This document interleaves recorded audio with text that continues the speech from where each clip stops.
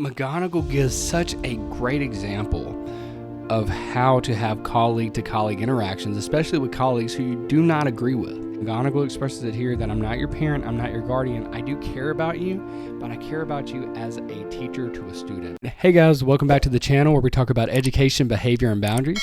My name is Matt, I'm a veteran teacher, and today we are continuing our series on Potter pedagogy by observing Professor McGonagall. Students in the corridor! They are supposed to be out of bed, you blithering idiot. Oh. Sorry, Mom.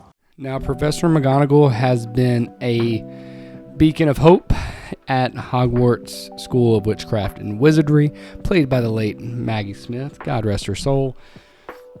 Incredible job, incredible delivery of the character. We know Professor McGonagall as a person is just awesome. She's a beast and a half, a hero of the story, right?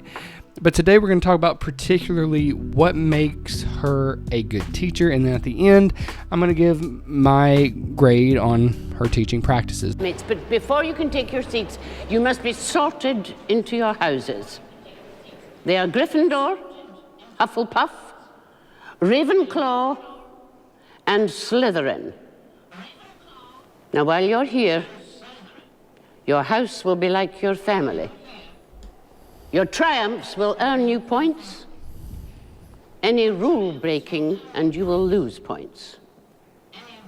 At the end of the year, the house with the most points is awarded the House Cup. Trevor!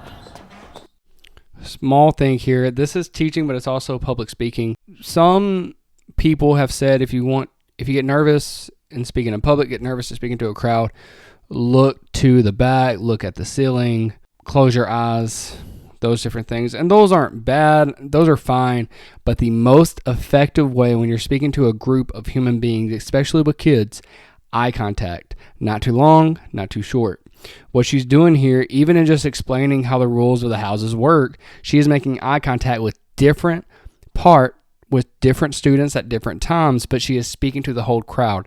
There's not a student who feels like they're being ignored. There's not a student who feels like they're not being talked to. She is addressing the entire crowd by, if you pay attention to her eyes, she's looking at different individual students at different times as she's addressing the whole thing, which is a really effective way to speak to a group of people, especially a group of students, keeping them engaged with that. So obviously, on the offset, we are starting off very, very well, Professor McGonagall.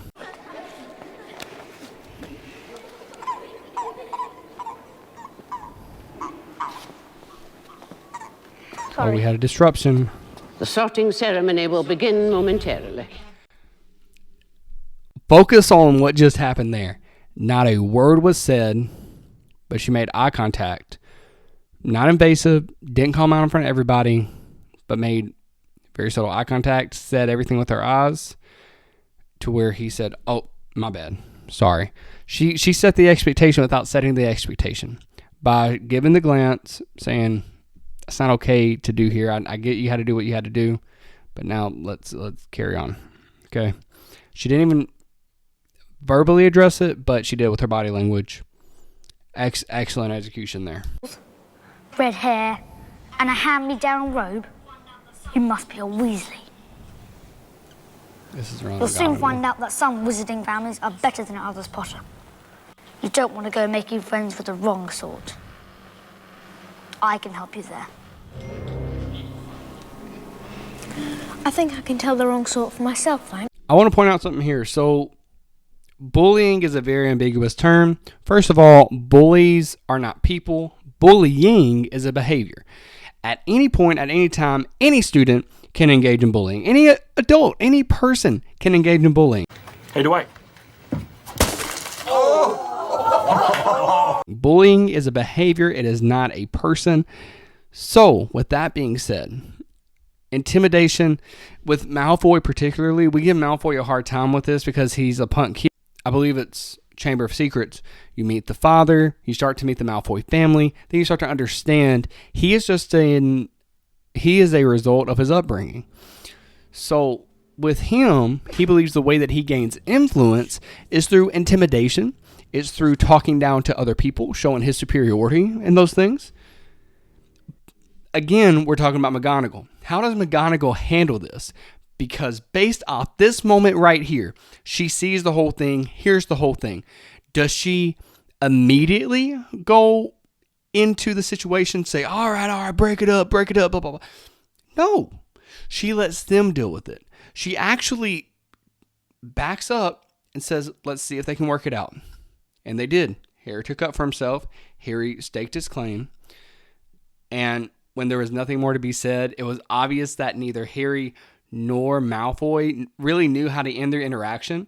Then she came up and said, okay, now we got to go to the next step. A lot of times, it is the most helpful to let students diffuse conflict, diffuse tension on their own when it's appropriate. Obviously, you don't want that to get physical by any means, but you want to let them know, how do we de-escalate the situation on our own? How do we navigate between disagreements and different ideologies and different philosophies and different raisings, essentially. I'm from Louisiana, so we always said, blame it on your raising, the whole nature and nurture thing. So I really appreciate how she did this. And again, not a lot of verbal redirects, but just gestural redirects of tapping on the shoulder, looking in the eyes, speaking things that don't need words. We're ready for you now. Follow me. Economy of language. One of the biggest pieces of feedback that I've gotten from my mentors and my mentor teachers and supervisors over the years has been, Matt, you use too many words.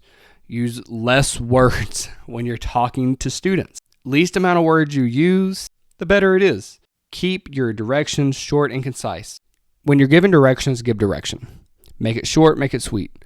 A lot of teachers will do this thing where it's like, man, I wish my class would be quiet right now. I wish it would be quiet in this room right now. As a student, I'm like, cool. That tells me nothing. I get the rhetorical thing. I get the sarcasm thing. Get all that. I don't know what to do. You're asking me as a student to not only disengage from the behavior, but now I need to kind of guess what you want me to do. So statements aren't really effective. Questions: whatever happened to my classroom? I wonder what we need to be doing now. What is the thing? Again, there may be a time, it's all about different styles, but essentially, if you want to give a direction, the most effective way is give the direction. Everyone get your notebooks out, get out your pencil. I'm going to give you 5 seconds. 5, 4, 3, 2, 1. Build that urgency. Let it be known that your direction should not be ambiguous. The idea is to make your directions as short and as objective as possible, whether it is a student's first day in the classroom or whether it is the student's 100th day in the classroom. They will know exactly what they need to do, not because of any special power, but simply because you gave very short, concise, objective directions. It's simple. Some teachers want to play the power card, not intentionally, but that's just what they've been taught, again, by other teachers. If you're giving directions to students, just give directions. Make it short and sweet.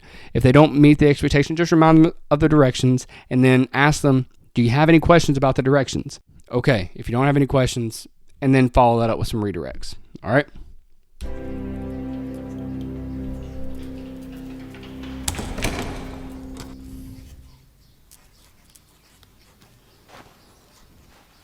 Oh, we're late.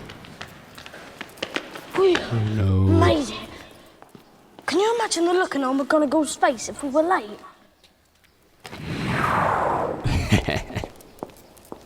That was bloody brilliant. Oh, thank you for that assessment, Mr. Weasley.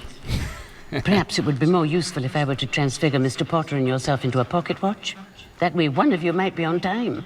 We got lost. Then perhaps a map. I'm gonna let this play out, but she is doing so many cool things here. But I want to point out, she's setting the expectation high, first of all, but she's also using humor, and she's not using humor in a way that degrades either of the boys. She's not. But she is using humor to kind of both diffuse the situation and let them know this is the expectation. This is the balance you want to have. You want to have warm and demanding.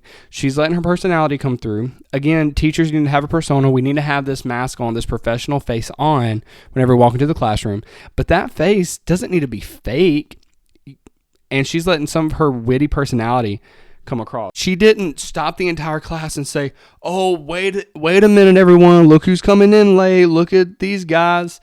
No, it was a It was a conversation between her and the two students that she was redirecting. Sure, maybe a few people like in the immediate vicinity might have heard that conversation, but you look around, most of the class is still working. Most of the class doesn't even know what's going on right there. Like, some of them are looking, but that's not the focal point or the center of attention for the classroom at that moment. They're all working independently.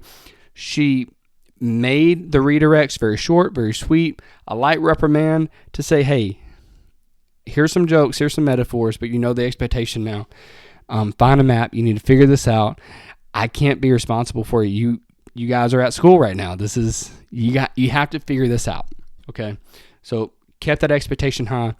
As teachers, as any kind of student advocate out there, you want to be warm and demanding, but do it in a way that doesn't insult the student's intelligence, doesn't insult the student's abilities, and still keeps that expectation very high and redirects them to where they can fix it the next time. And give them actionable steps. Make it objective, like, this is what you did today. If you want to improve, this is how you improve for the next time. Is it dead? I don't think so. You remember that first year of teaching where you saw your first troll in the bathroom? I'll never forget it. It's crazy, man. I don't think so. Middle school. It's knocked out.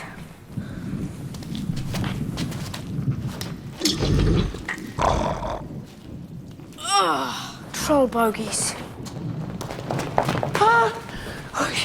Oh my goodness. Explain yourselves, both of you. Well, what it is? It's my fault, Professor McGonagall. Miss Granger. I went looking for the troll. There are those who ask the question, why wasn't Hermione Granger in Ravenclaw? Why was she put in Gryffindor? And I think this moment was written in a way to show this is what makes her a Gryffindor. The absolute loyalty to her friends. That's what makes her a Gryffindor. This isn't a logical thing to do. It's a very courageous thing to do. Fear is a precondition of courage. The thing she is most scared of more than death is being expelled. Reddit pages and fan pages of Harry Potter say, if you want to know why Hermione was put in Gryffindor, not Ravenclaw, refer to this moment in the first film. A Ravenclaw would not do this, essentially. Fun fact. I read about them and thought I could handle it. But I was wrong. Ooh, the lies you tell. If Harry and Ron hadn't come and found me, I'd probably be dead. Be that as it may, it was an extremely foolish thing to do. I would have expected more rational behaviour on your part, and I am very disappointed in you, Miss Granger. 5 points will be taken from Gryffindor for your serious lack of judgment. As for you two gentlemen, well, I just hope you realise how fortunate you are. Not many first-year students could take on a fully grown mountain troll and live to tell the tale. 5 points will be awarded to each of you for sheer dumb luck. Look, Maggie Smith's delivery of these lines are so excellent. Again, we see McGonagall, the class McGonagall, very sharp, very witty. She's stern with the students, and that line is clear, but she lets that wit come across. And it's also a way to essentially keep the expectation high and diffuse the tension a little bit by using humor. I mean, by sheer dumb luck. It's incredible. Bit early for mail, isn't it? But I never get mail. Let's open it. It's a broomstick. That's not just a broomstick, Harry. It's a Nimbus 2000. But who? I just want to know, what is the teaching salary at Hogwarts Wizarding School? Because that's supposed to be some nice sport equipment right there. They sitting here rocking with that Nimbus 2000 money. I ain't got that Nimbus 2000 money, man. Go to Goodwill, get you a Nimbus 2. A Nimbus number 2 with that teaching salary. But anyway, gifts to students. If you do gifts to students, a safe rule of thumb, what you do for one, do for all. Just because you don't want to show favoritism. And a lot of teachers have treasure boxes, so they have gifts, but it's contingent on classroom performance and different token economies. Those are fine too. Would I buy a student? I would assume this is a few $1,000 sporting equipment, or at least a few $100 sporting equipment? No, I wouldn't. I have bills. I got so many student loans, dude. It's ridiculous. Does McGonagall get a ding for this? I don't think so. It's just your discretion. It depends on the relationship with the student, your relationship with the admin. Do parents know? As long as you're not violating any ethics, you're fine. And this is pretty much anonymous. It doesn't say from Professor McGonagall.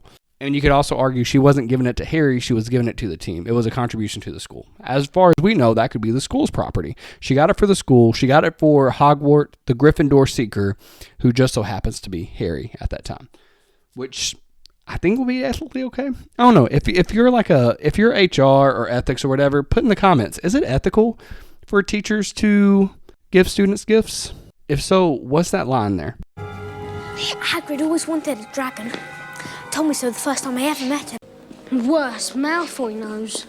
I don't understand. Is that bad? It's bad. Good evening. Malfoy, man. I get it. I get that he has had some childhood trauma.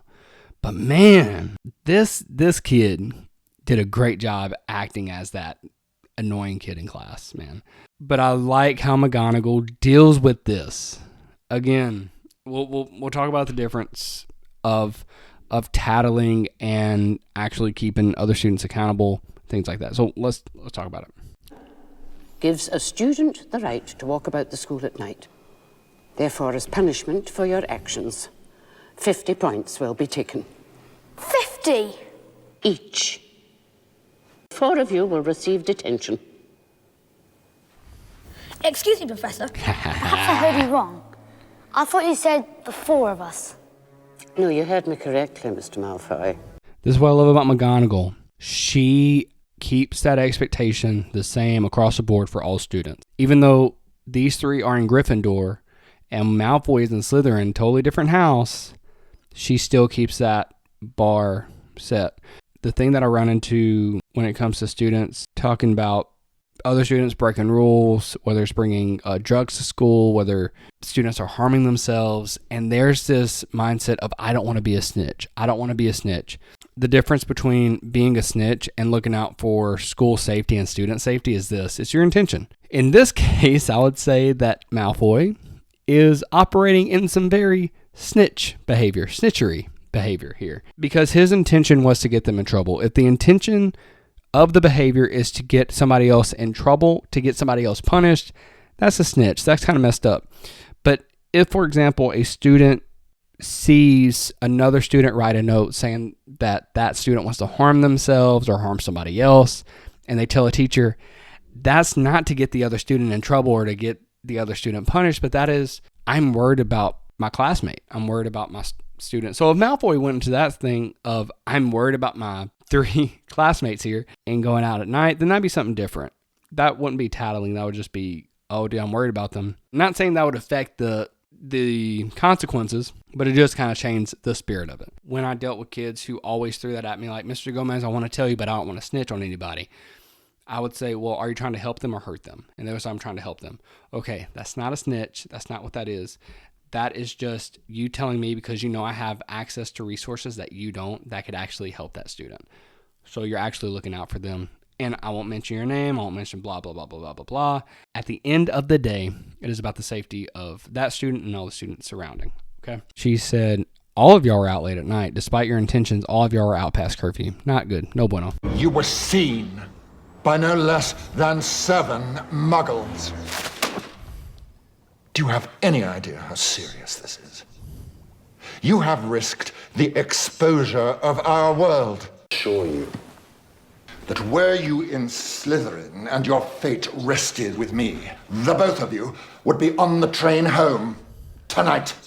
Another thing about Snape here is that he treats all the students the same, which is another plus for Snape, +1. That's something I didn't really mention in his video earlier. If you want to see the grade that Snape got, go check out that other video. It's really, really cool. But I do appreciate that. He says, if you were in my house, this is what would happen to you. I know that people say that he treats kids in Slytherin better than Gryffindor, but based off what he says here, which is all we have, we can only base off what they say and what we see. He's actually a little bit harder on the Slytherin folks, with the exception of Quidditch. There's some pretty messed up things that he did for the Quidditch stuff. But anyway. As it is. They are not. Professor Dumbledore. Professor McGonagall. Headmaster. I am well aware of our bylaws, Severus, having written quite a few of them myself. However, as head of Gryffindor House, it is for Professor McGonagall to determine the appropriate action. Oh man, there's so much here. I want to talk about Dumbledore's administrative stuff too. Dumbledore video is coming up. I'll bring this soon up and you can hear my comments there. But I will say that McGonagall in this conversation is silent. If you're dealing with a colleague who is kind of overstepping their bounds a little bit, try to solve it among yourselves first. But if not, then bring in admin to kind of set that expectation. Hey, they're in McGonagall's house, so she has final say. Appreciate your help. You're going to expel us, aren't you? Not today, Mr. Weasley. But I must impress on both of you the seriousness of what you have done. I will be writing to your families tonight, and you will both receive detention. So even though it wasn't a heavy consequence, there were still consequences. That's the thing. I know we want to live in a world where, you know what? This one's on us. Blah, blah, blah, blah, blah, blah. It serves the students well when they have consequences of some kind. Because in a way, you're letting them know that I care about you guys, but there's still going to have to be consequences. Not because of who you are, but because of what you've done. There's consequences for this. There is property damage or things like that. And in the real world, you would have to deal with consequences. Luckily, you're still kids and you have us as a buffer. But as good buffers who are trying to help train you for the real world, we have to give you consequences, because in the real world, you would actually have more dire consequences. You lose some privileges, ultimately. Sorry about that. Your families are going to know. You're going to get detention as long as you understand the seriousness of what you've done and that the consequences could have been much, much, much worse. So again, McGonagall, just even keel with these consequences. Not emotional. You did this, so now this happens. Right. Now, today we will be transforming animals into water goblets. Ooh, water goblets. Like so. Now it's your turn. Well, who would like to go first? Mr. Weasley. 1, 2, 3, Ferraverto. Roberto.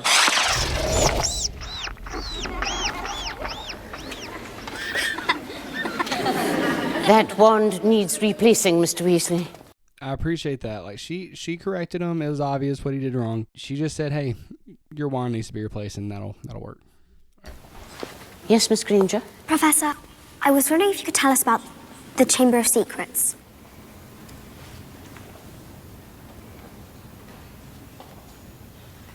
Of course not. We're talking about water goblets. We cannot change the subject to Chamber of Secrets. No, it's forbidden. No more questions. Anything like that. That's what she could have said. But watch how she pivots, which is very, very, very cool. Very well. Well, you all know, of course, that Hogwarts was founded over 1,000 years ago by the 4 greatest witches and wizards of the age. Godric Gryffindor, Helga Hufflepuff, Rowena Ravenclaw, and Salazar Slytherin. Now, 3 of the founders coexisted quite harmoniously. 1 did not. She decides to entertain this thing. Why would she do that? Don't we have a lesson. We have rigor we have to stick with. What Professor McGonagall understands, and what more and more teachers and admin are starting to understand, is that kids are innately curious. They want to figure out the world around them. They want to know why things tick. They want to know the history of things. And Hermione is asking a history question that is on everybody's mind, a relevant historical question. History is one of those things, we see it all around us all the time. We're living in the ripple effects of history anyway. When students have this curiosity, one of the best things we can do as educators, as advocates for students, is lean into that. They get excited about seeking out information. They get excited about school again. They get excited about educating themselves on these topics. And they do that by asking people who might have been there, who might know some things. So really, really cool. And I appreciate McGonagall for pivoting this way. She didn't feel the pressure. And also props to the admin of Hogwarts, a.k.a. Dumbledore, who created an environment where she feels the freedom to stop her rigorous lesson, because I'm sure she's on some kind of schedule.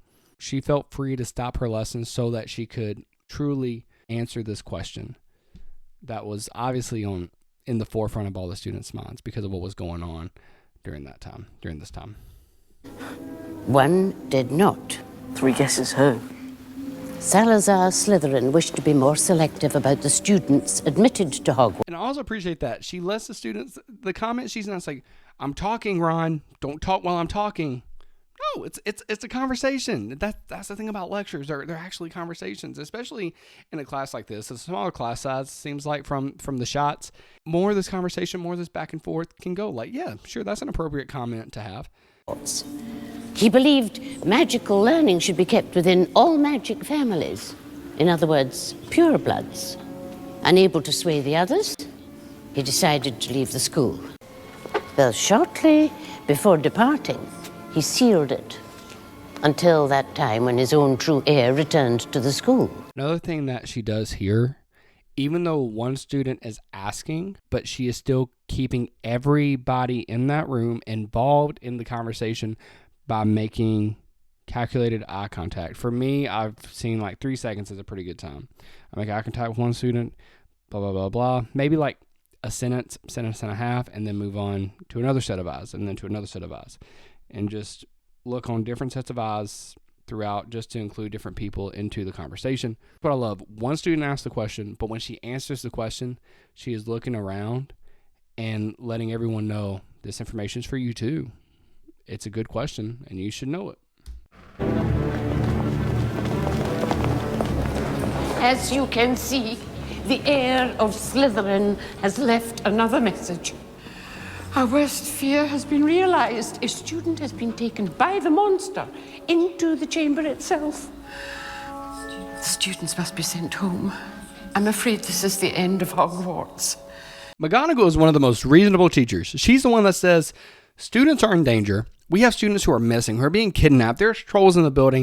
We might need to send these students home for the semester until we get this figured out, because the school's dangerous right now. In any way, that privilege shall not be extended again.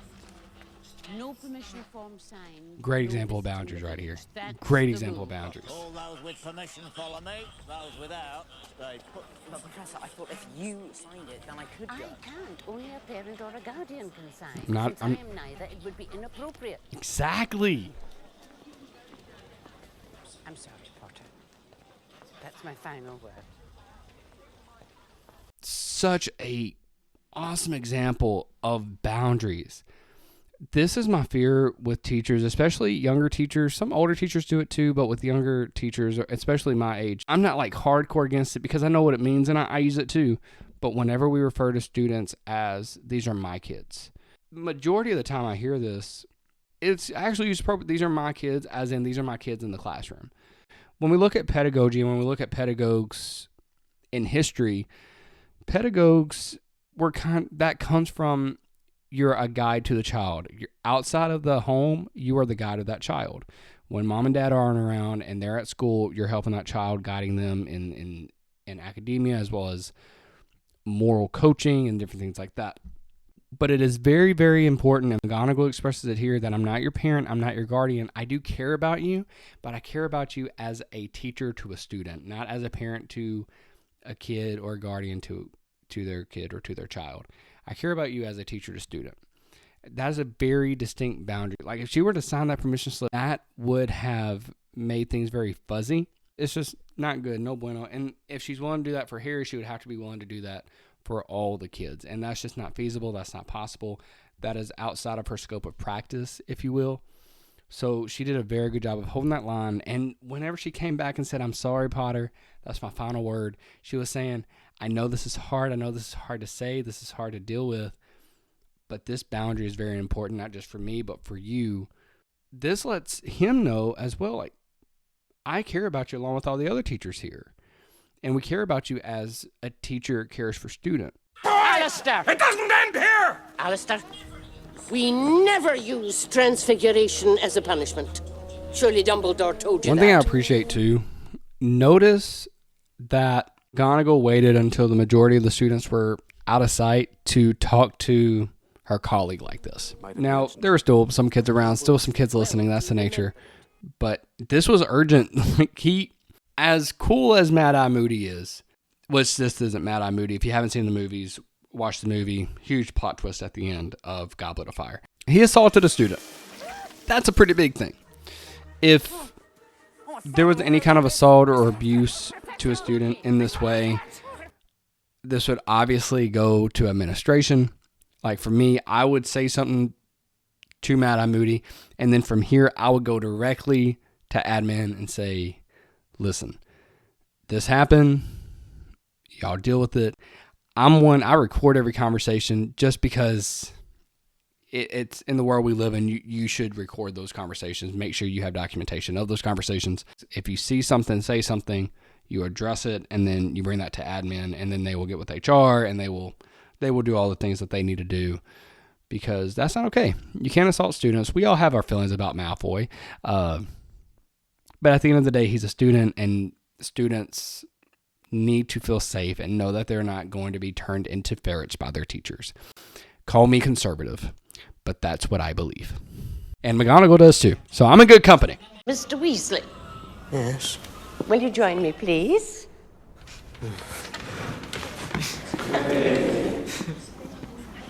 Again, we talked about statements, questions, and directions.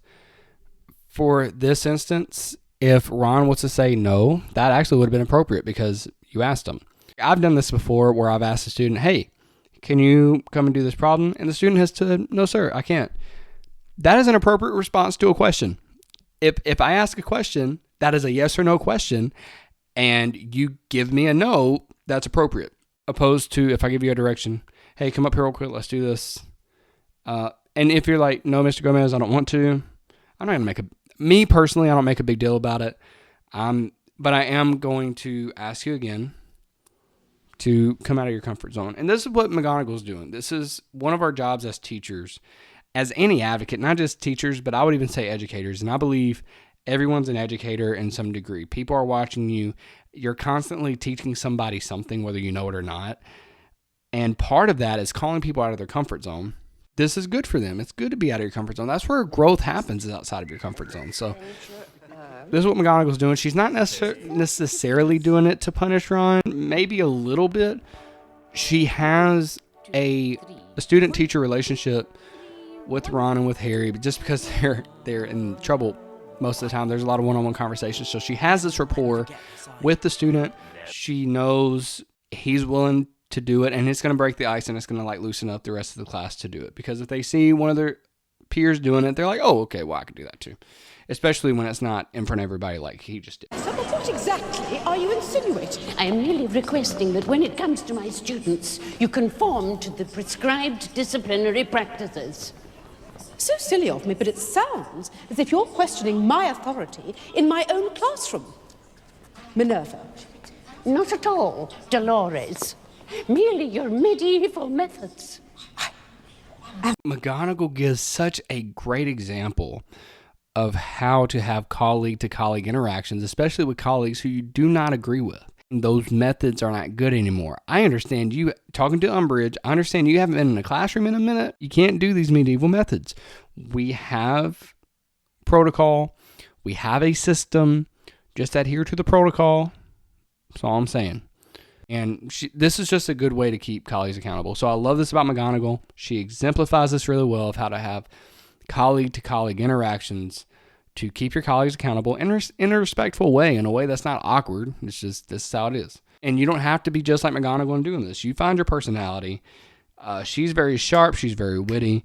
And that's her personality. If your personality's more agreeable, like I'm a more agreeable person, I will usually try to frame it in a way that makes it seem like it's the other person's idea. I sometimes am successful at that. Sometimes I'm not.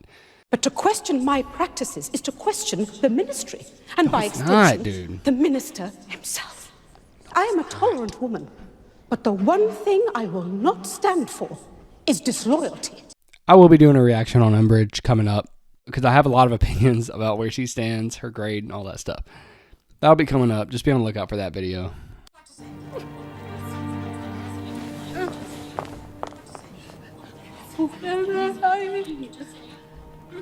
Something you'd like to say, dear? Oh, there are several things I would like to say. I love that we get this scene because we see McGonagall now having a colleague-to-colleague interaction of showing empathy, showing sympathy during a tough time in a very balanced way. And again, confronting the one colleague who's doing the wrong while comforting the other colleague. And she's not getting into it because in this moment right now, this is not the time. And she said, there are several things I would like to say, but you and I both know this is not the time to do it. This professor right here, my colleague right here, is having a hard time. It's having a traumatic moment here, so.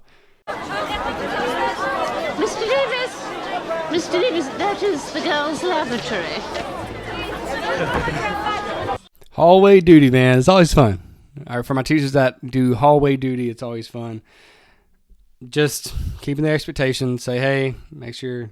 Hey, the only feedback I would give to this is try to also call out good behaviors too. Like, hey, I like how you're walking. Hey, thank you for keeping your hands to yourself. Hey, you got your backpack today. Awesome. You know, try to call out those things, especially if you can remember. It's a lot to remember, but if you can remember that a kid didn't have their backpack yesterday, but they have it today, say, hey, you brought your backpack today. Awesome, man. You know, different things like that. Try to call out the good whenever you see it.